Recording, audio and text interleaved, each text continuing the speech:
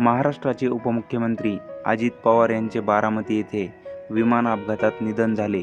या दुर्घटनेचा तपास AAIBने सुरू केला आहे. या अपघातानंतर आता सरकारकडून निवेदन जारी करण्यात आले आहे. त्यात ज्या विमान अपघातात अजित पवारांचा मृत्यू झाला, त्या विमानाला रनवे 11 वर उतरण्याची परवानगी मिळाली होती, असं सांगण्यात आले आहे. सरकारच्या निवेदनात सांगण्यात आलंय की घटनेवेळी कुठलाही रीडबॅक मिळाला नाही. 1 मिनिटांनी ATCला आग भडकल्याची दिसली. पायलटने विमान लँडिंगचा प्रयत्न केला होता, जो अयशस्वी ठरला. या अयशस्वी लँडिंगनंतर अजित पवारांच्या विमानाला सकाळी 8:43 रनवे 11 वर उतरण्याची परवानगी दिली होती. परंतु या क्लिअरन्सनंतर कुठलाही रीडबॅक मिळाला नाही. सकाळी 8:44 ATCला आग पाहायला मिळाली. त्याशिवाय अपघातापूर्वी ATCला मेडे कॉल मिळाला नव्हता. कुठल्याही प्रकारे आपत्कालीन सूचना पायलटने दिली नव्हती, असं सरकारने स्पष्ट केले. तर या अपघाताचा तपास AAIBकडून सुरू आहे. हे विमान VISS-K ने सकाळी 8:18 पहिल्यांदा बारामती ATCला संपर्क साधला होता. विमानाने बारामतीपासून 30 नॉटिकल मैलावरून पुढचा कॉल केला होता. त्यांना पुणे अप्रोचमधून सोडण्यात आले आणि पायलटच्या विवेकबुद्धीनुसार दृश्यमान हवामान परिस्थितीत उतरण्याचा सल्ला देण्यात आला होता. अपघातग्रस्त विमानाच्या क्रूने हवामान आणि दृश्यमानबाबत विचारले तेव्हा ATCने त्यांना माहिती दिली. हवा शांत होती आणि दृश्यता जवळपास 3000 मीटर होती. त्यानंतर विमानाला रनवे 11 वर उतरण्याची सूचना दिली होती, परंतु रनवे दिसत नव्हता. त्यामुळे पहिल्या प्रयत्नात गो अराउंड करण्यात आले. गो अराउंड नंतर विमानाची स्थिती विचारली असता त्यांना रनवे दिसल्यानंतर सूचित करण्यास सांगितले होते. विमानातील पायलटने ATCला रनवे अजूनही दिसत नसल्याचं सांगितले.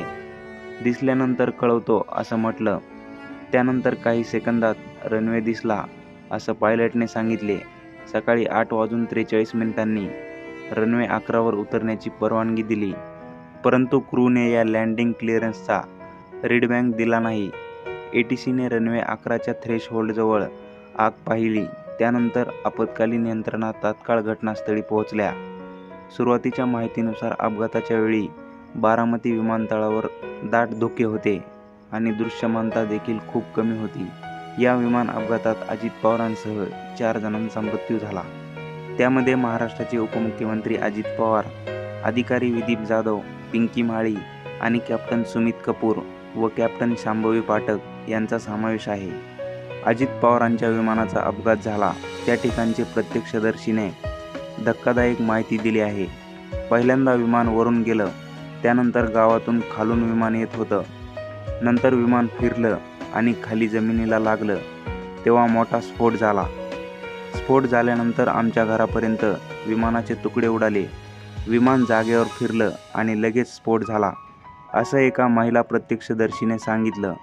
उपमुख्यमंत्री अजित पवार यांचं अपघातग्रस्त विमान बॉम्बार्डियर कंपनीचं लिअरजेट 45 जातीचं विमान होतं. या जातीच्या विमानाचे आतापर्यंत जगभरात 6 अपघात झालेत. त्यातील 4 अपघात जीवघेणे होते. 2 अपघातात विमान अनियंत्रित झालं होतं. अजितदादांच्या विमानाच्या अपघातात देखील ते अनियंत्रितच झालं. हे कमाल ताशी 858 किलोमीटर वेगानं उडू शकणारं विमान आहे. ते 51,000 फूट उंचीवरही उडू शकतं. याआधी 2003 मध्ये सततच्या बिघाडामुळे लिअरजेट 45 विमानाची उड्डाणं बंद होती.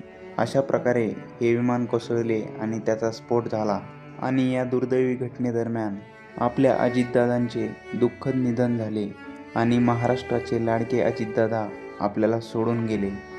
आपल्या चॅनलकडून अजितदादांना भावपूर्ण श्रद्धांजली आणि ईश्वर त्यांच्या आत्म्यास शांती देवो आणि पवार कुटुंबाला या कठीण प्रसंगातून सावरण्याची शक्ती देवो.